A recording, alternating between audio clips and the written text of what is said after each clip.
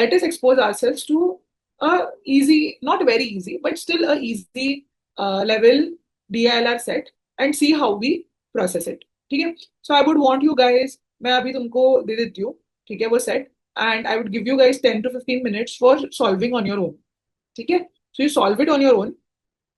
It is my favorite set, जो by the way Arun Sharma से लिया गया है. So it's my favorite set because I always start my DLR classes with this set because I think it's the best set जिससे मैं जो पढ़ाना चाह रही हूँ वो मैं पढ़ा पाती हूँ. ठीक है? तो I hope it is visible, right? So your यहाँ पे सेट है, वहां पे क्वेश्चन है, क्वेश्चन सॉल्व नहीं किया तो भी चलेगा, but I want you guys to attempt it on your. ठीक है? I mute myself, I give you 10 minutes straight to solve this. Okay? कहाँ तक पहुंचे, कितना परसेंट सॉल्व हो गया बताओ मुझे. 100% सॉल्व हुआ, 50% सॉल्व हुआ, 10% सॉल्व हो गया, क्लूलेस हो गए, क्या हुआ? ओके, 100% सॉल्व हो गया है, वेरी गुड. इसका भी 100% सॉल्व हो गया है, and somebody got stuck also. ठीक है? So let us now look at it step by step कि इसको अप्रोच कैसे करना है. ठीक है? अब इसको अप्रोच करने से पहले you guys must have had your own approach and I give you time to solve it in your own way, right? Now I teach you, जो मैं बोली थी ना, step by structured method that we are gonna have a look at to help solve these sets better, make it more time efficient. मतलब अभी I am sure कि तुम्हारा solve भी हो गया होगा क्योंकि इजी था, है ना, बट जिसका सॉल्व भी हो गया, अभी इजी लेवल सेट था. यही चीज जब डिफिकल्ट हो जाती है तब एक अनऑर्गेनाइज्ड अप्रोच तुम्हें कंफ्यूज कर देता है सॉल्व करने के लिए, right? So this step wise approach is going to help you detangle all your thoughts and focus on right things at the right time. And no matter how ever difficult the set gets, it will help you organise the information better. फिर obviously हर एक set का logic अपना अलग अलग होता है, वो तुम्हें क्रैक करना ही पड़ेगा, बट एटलीस्ट हमारा इन्फॉर्मेशन प्रॉपरली ऑर्गेनाइज हो तो there is one level of less confusion that we have on the table. ठीक है? So let us do it. ठीक है?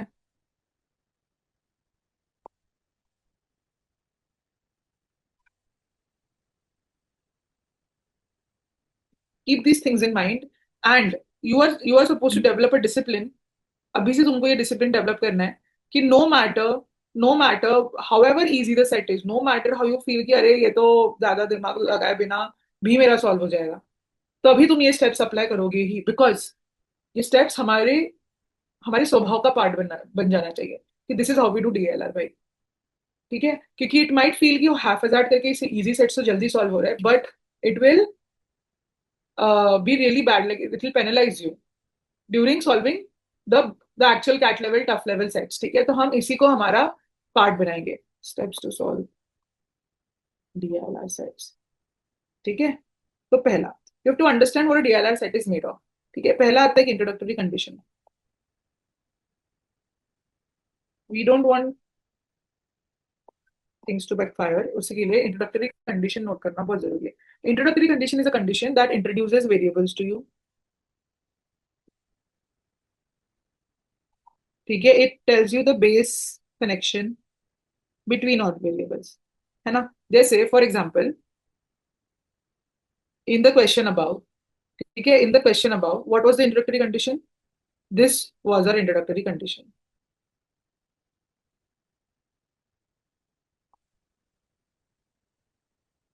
This was our introductory condition, जहां पे उन्होंने बताया there are 4 families, right? And they are going for a picnic. One family has no kid, others have at least one kid each.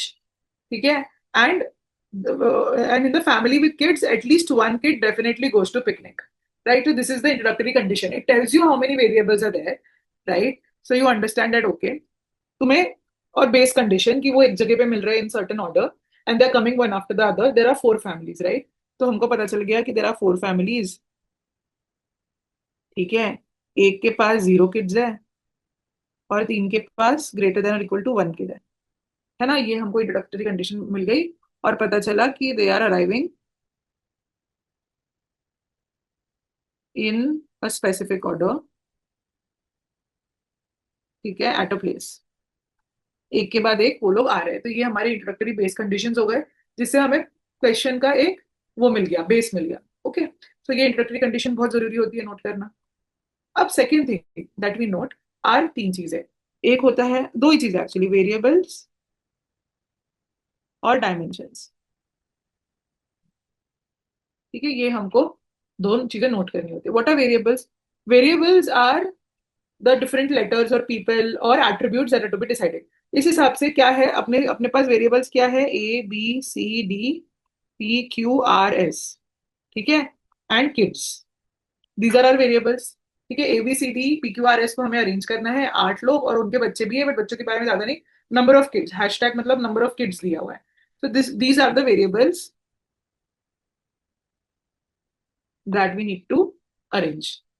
बराबर है, तो हमको पता चल गया कि हमको अरेंज क्या करना है. दूसरा है डायमेंशन. डायमेंशन मतलब ये वेरिएबल्स के बारे में क्या क्या इन्फॉर्मेशन है, जो एग्जांपल में तुम्हें दे रही थी उसके हिसाब से.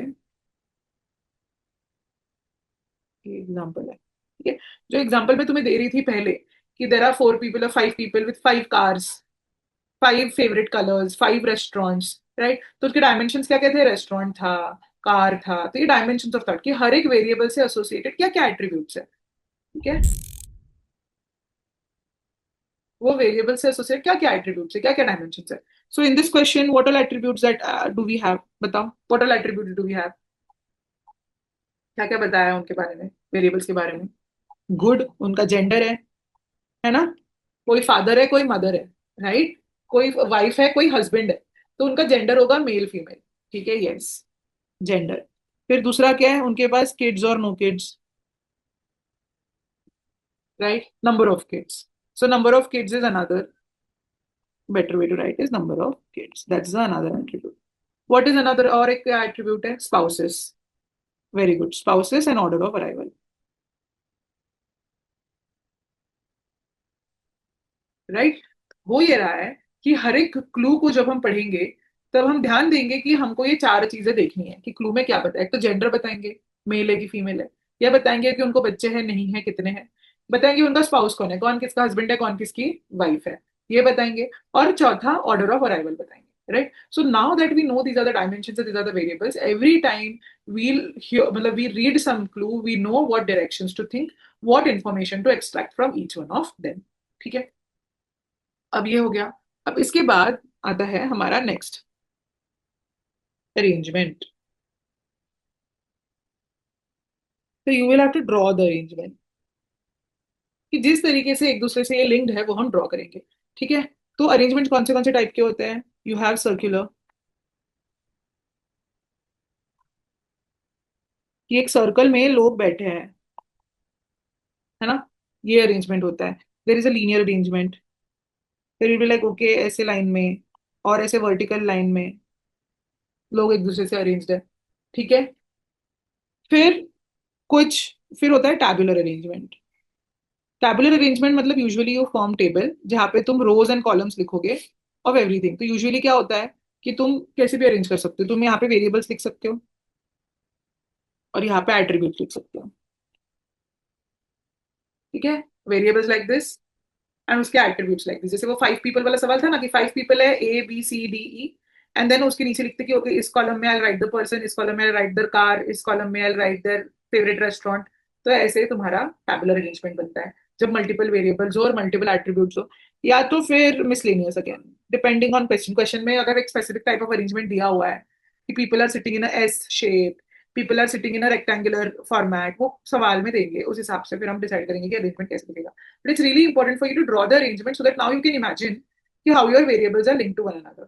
ठीक है, so what is the way of doing it. तो यहाँ पे एग्जाम्पल, इस एग्जाम्पल में अरेंजमेंट कैसे बनेगा. We know that the families are coming in an order, है ना, वो एक ऑर्डर में आ रहे हैं, 1 2 3 4, इस ऑर्डर में आ रहे हैं. राइट, हर एक ऑर्डर के लिए हमारे पास कौन है, एक फीमेल राइट, एक मेल है ना, और उनके किड्स है. राइट, तो probably you can form like a table. You can imagine a table here, एक फादर मदर और किड्स और उनका ऑर्डर ऑफ अराइवल. इस तरीके से हम इसको अरेंज करने वाले, you can imagine it like that, है ना, so that it becomes easier for you to organise. So this is how, this is the setup. This all is a part of a setup of a question. You note की introductory condition क्या है, you note the variables, you note the arrangement कि this is how it is going to look for me, this is how the arrangement is going to look for मी.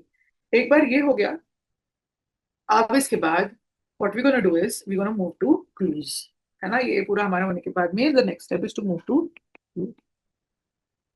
अब clues ये सबसे crucial part है, setup तो हो गया।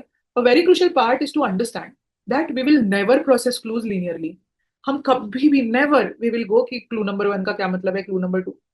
Easy questions solve हो जाएंगे, tough ones no, tough ones will end up confusing you, taking more time, you getting stuck etcetera.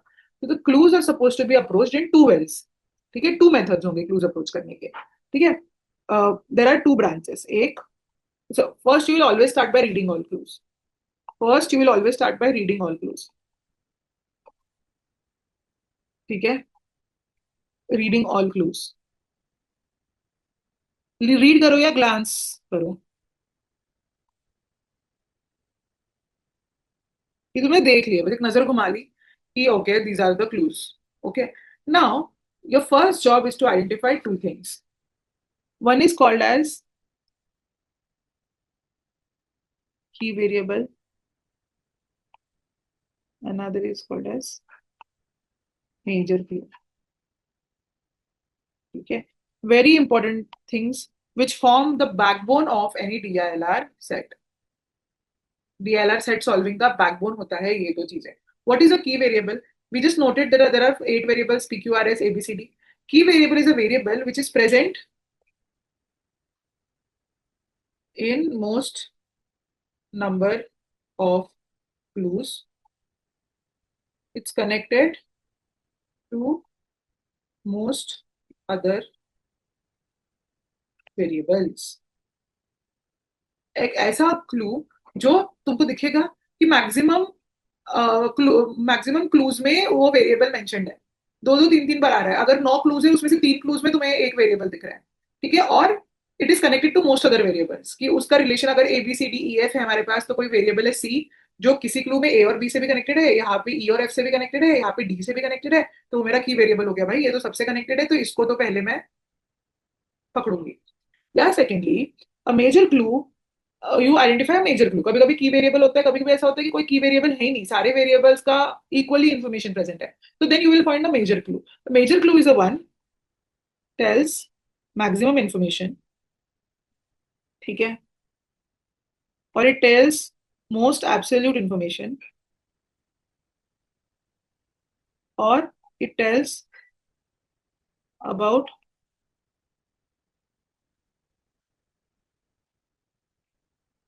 Most number of variables.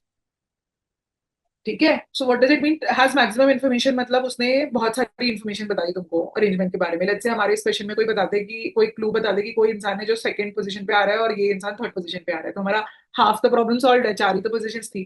ठीक है, और it has most absolute information. Absolute information मतलब most clues tell you that A is to the left of B, है ना, C is 2 places to the right of D, ऐसे होगा। But अगर कोई क्लू है जो बता देता है कि B is sitting in the centre, right, and A is to the left of B, immediate left of B, तो एब्सोल्यूट इन्फॉर्मेशन हो गई, कोई रिलेटिविटी नहीं है, तो वो हमारा मेजर क्लू हो गया।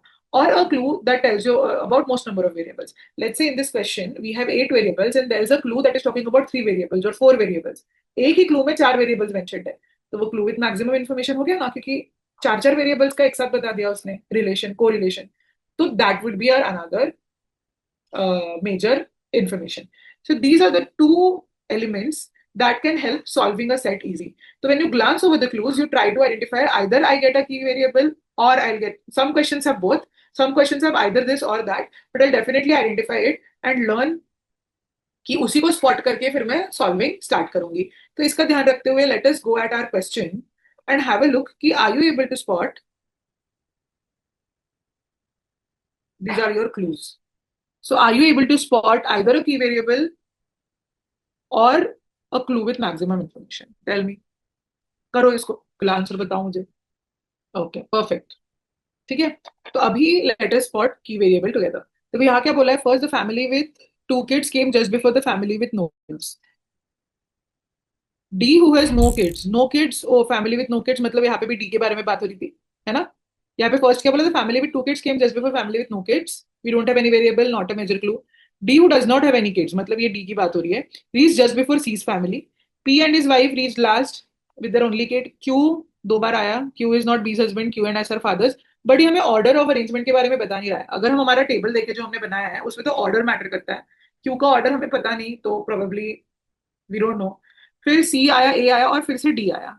ठीक है, फिर ये एस आर ये तो एक एक बार बता रहा है ना, तो not much. So we see that D is coming, देखो डी सी से पहले आया, डी और फैमिली में टू किड्स से रिलेशन है, यहाँ पे जो डी है तुम्हारा वो बी और ए से भी कनेक्टेड है। तो we see directly that B is connected to D, D is connected to A B and C all three, है ना। तो इतना तो कोई और क्लू कनेक्ट है नहीं जो इतने सारे वेरिएबल से, जो क्यू भी बोला है, तुम में से एक ने बोला Q, Q is connected to B and S दो only, well D is connected to three three and indirectly to some fourth variable also. So this tells us that D is a key variable. So who do you have as a key variable? So in our example, our hero variable or our key variable is D. Because it is connected to A, it is connected to B, it is connected to C, and it is also connected with some family with two kids. So we have D as our hero or a key variable. Now once you have this, then you have a major clue, right? Which one is the major clue? All of you answered that the major clue was clue number 7. Why clue number 7? Because definitely clue number 7 is giving you highest information. Clue number 7 is directly saying, telling you how three variables out of 8, तीन variables का straight away information अपने पास है कि वो एक दूसरे से कैसे connected है. So definitely this is a key variable. So now we have spotted this. Once you have spotted this, the question is half solved for us. Trust me. ठीक है. अब इसके बाद क्या स्टेप आती है? इसके बाद स्टेप आती है कि we start now solving clues, other clues भी स्टार्ट सॉल्विंग, है ना, हमने आइडेंटिफाई कर दिया। What steps will we solve clues at? पहले we will obviously major clue की वेरिएबल,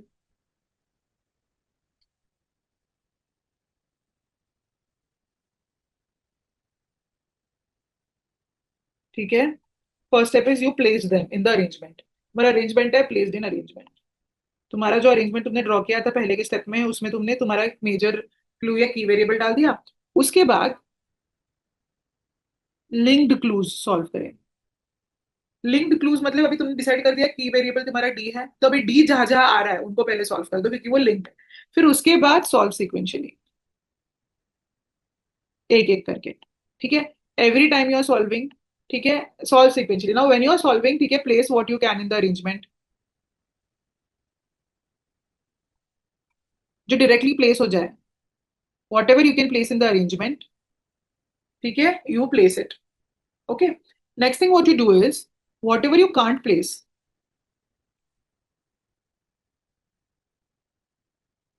नोट सेपरेटली।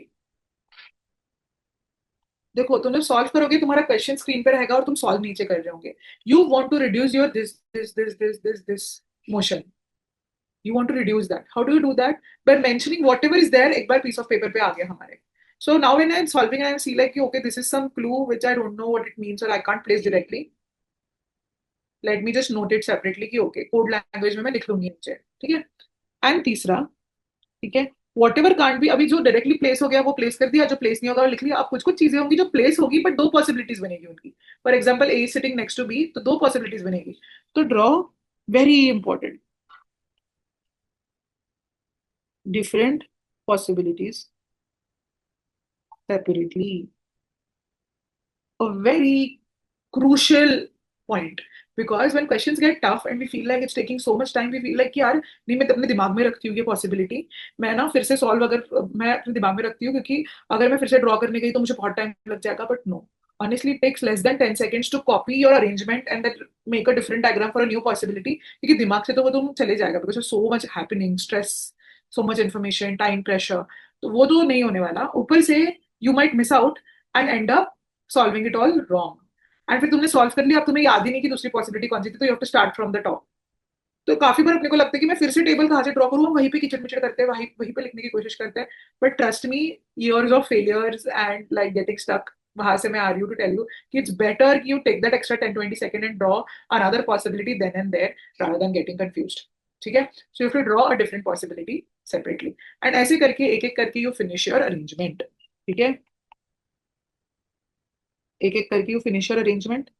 फिर उसके बाद क्या होता है, अरेंजमेंट करने के बाद यू रिविजिट अनप्लेस्ड क्लूज, है ना। फिर after that you reread all clues, so that you recheck basically कि सब कुछ प्लेस हो गया है ना, ठीक है, everything placed, no condition violated.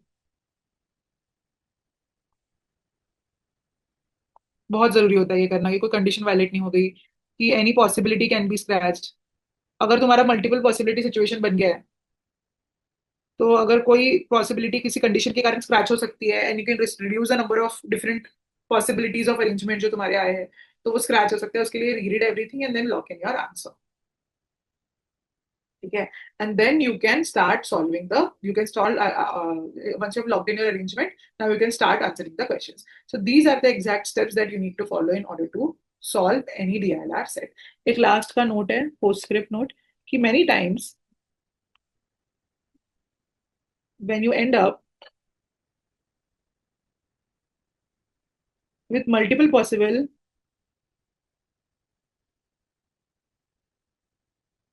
मानो कोई क्वेश्चन इतना कॉम्प्लिकेटेड है और लैक ऑफ इन्फॉर्मेशन इस तरीके से है कि टुवर्ड्स द एंड तुमने रीड कर लिया, सब कर लिया, सब लॉजिक लगा लिया, तभी यू रियलाइज कि यार दो पॉसिबल आंसर्स आ ही रहे हैं, there is no one single possibility to something. So once you say कि you end up with multiple possibility solutions, ठीक है, तब trust that the questions associated with the set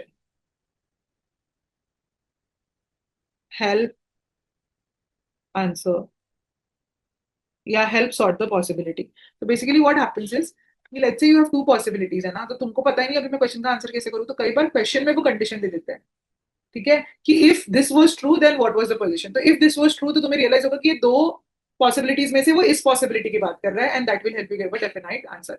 कई बार क्वेश्चन में भी क्लूज होते हैं जिससे हमको पता चल जाता है कि ओके, हम if you look at all the questions we are realising कि the examiner doesn't want us to look at this, and examiner wants us to look at this only। तो ये ट्रस्ट करोगे क्वेश्चंस में, वो they help you. ऐसा मत सोचो कि अब मैं आंसर कैसे करूँ now that I have multiple possibility answers, ठीक है, understood. So are we all on board, हमें स्टेप समझ गया अच्छे से,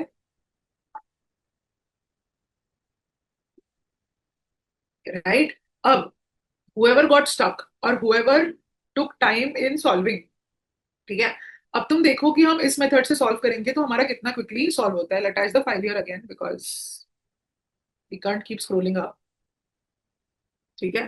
तो अभी हमारे पास ये सवाल है, ठीक है, इसके हेल्प से अरेंजमेंट बनाते हैं। Let us try forming an arrangement here only for that matter. यहाँ पे बनाती हूँ, यहाँ पे जगह है ना, ठीक है, okay. So what it says, हमको पहले कहाँ से स्टार्ट करना है, हमें वेरिएबल डी, पहले तो हम अपना टेबल बना लेते हैं, ठीक है। ये हमारा फाइनल टेबल है कि हम हमारा एक फाइनल टेबल बना लेते हैं जिसमें there is a female, there is a male and there are kids, ठीक है। पहले मेल्स के बारे में इंफॉर्मेशन दी है तो इसको ऐसे कर लो, मेल फीमेल, ठीक है।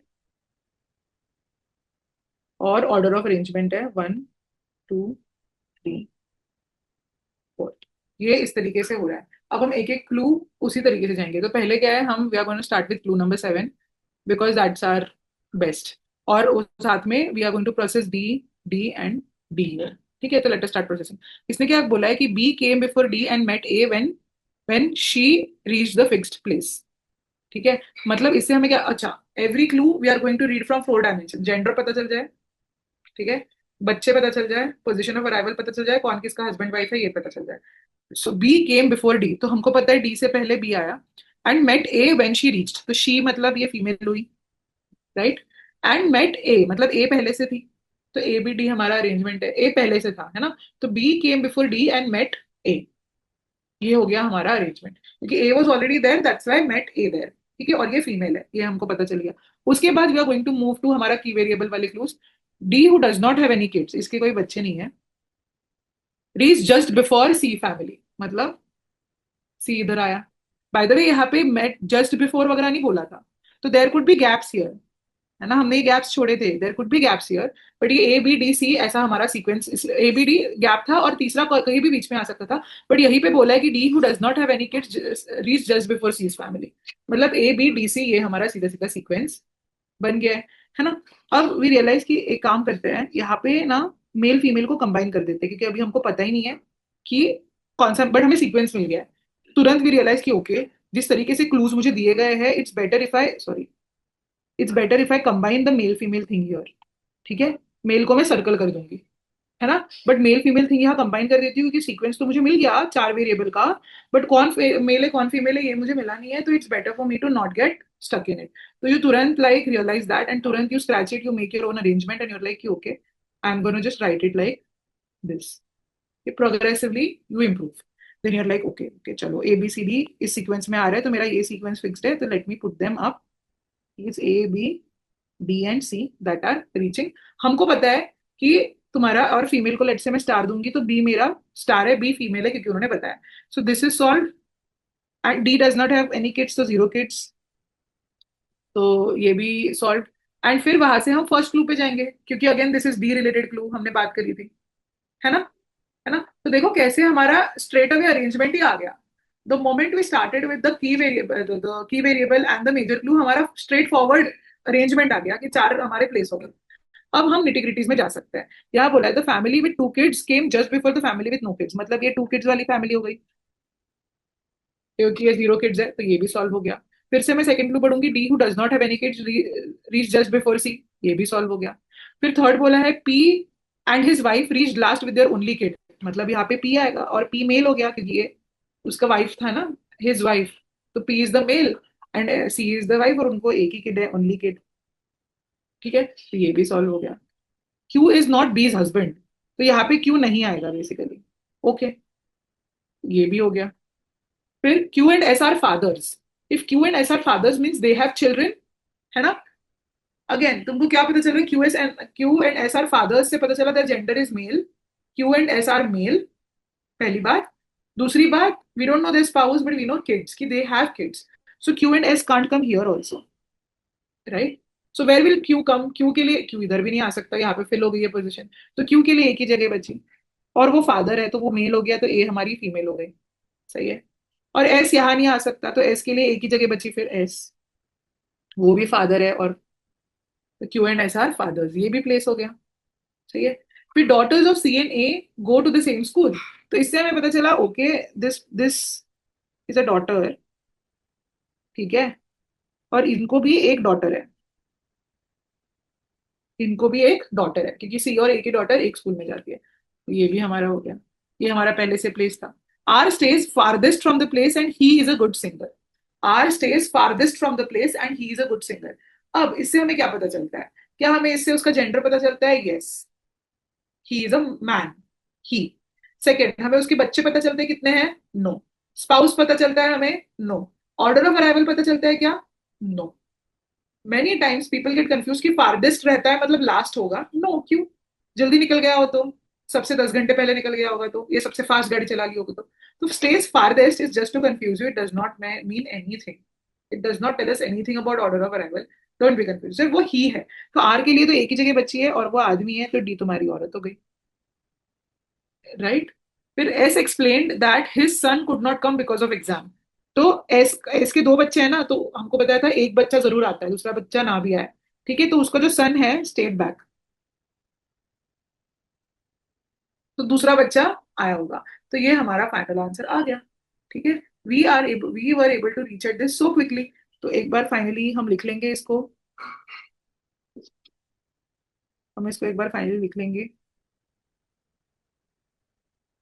1 2 3 4 सीक्वेंस में। वी हैव मेल, कौन कौन आदमी लोग कौन कौन है, आदमी लोग है क्यू एस आर और पी। फीमेल कौन कौन है, फीमेल है ए बी डी और सी, कौन किससे मैरिड है हमें पता चल गया। And in terms of kids also,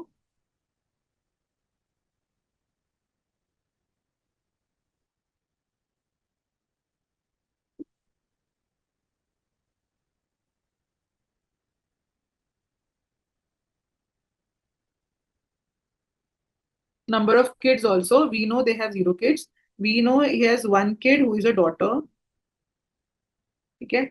we know this person has two kids, ठीक है, one is a son, है ना, who did not come, and यहाँ पे we know they have one daughter,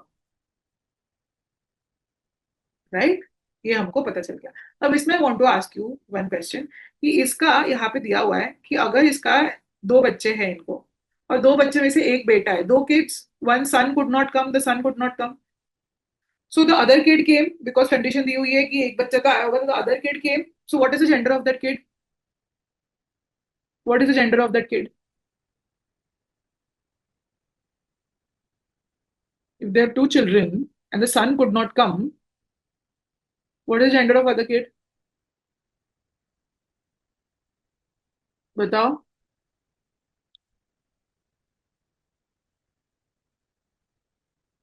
अरे, are you guys there? सब class में सन्नाटा क्यों हो गया? Good, good. Can you determine it? Can be determine कि दूसरा बच्चा क्या होगा? एक सन है तो दूसरा डॉटर होना जरूरी है क्या? No, can't be determine. CBD लिख देते हैं.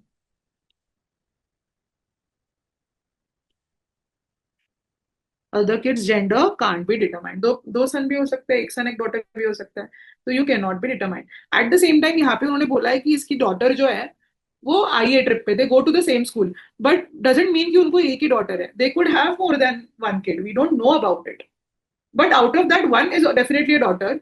Has she come or not we don't know. इसकी डॉटर तो डेफिनेटली आई है, क्योंकि एक बच्चा तो आना ही है ना. इनका बच्चा आया है नहीं आया, we can't tell how many kids they have greater than equal. We just know that one of them, if they have one or more than one, definitely they have one daughter for sure, जो school में same school में जाती है, but वो trip पे आई है नहीं आई है, we can't tell. We can't know how many kids, उनके कितने बच्चे ट्रिप पे आए हैं, ठीक है, और कितने बच्चे उनको है. बस हम बोल सकते हैं कि एक डेफिनेटली डॉटर है. So this is where our final arrangement stage. Fair? So do you guys see कि ये ज्यादा इजीली सॉल्व होता है when you take this approach, because with just two clues you had your direct arrangement out there. अगर तुम sequentially जाते तो तुम्हारे दो कंडीशंस बनते और क्वेश्चन कंफ्यूजिंग हो जाता. Did you find this method effective while solving? Yes, yes, yes, very good. I'll tell you, the more the question gets complicated, the questions get complicated, the more you'll appreciate this method. Lot of times लड़के लोग ऐसे बोलते हैं कि क्या होता है ma'am, ये सीक्वेंशियली होता है तो हम कर लेंगे, इजी सेट्स हो जाते हैं. बट पॉइंट इज कि right from easy sets we make it a habit, and when we have correct habits, difficult questions don't bother us. So right from the beginning we are going to develop correct habits. Chalo patapat, let's answer the questions. Who amongst the females arrived third? फटाफट बताओ मुझे. Who amongst the females? Females बताना है. This is females. Very good. D. Who amongst the females arrived third? D. Which is the correct pair of husband and wife?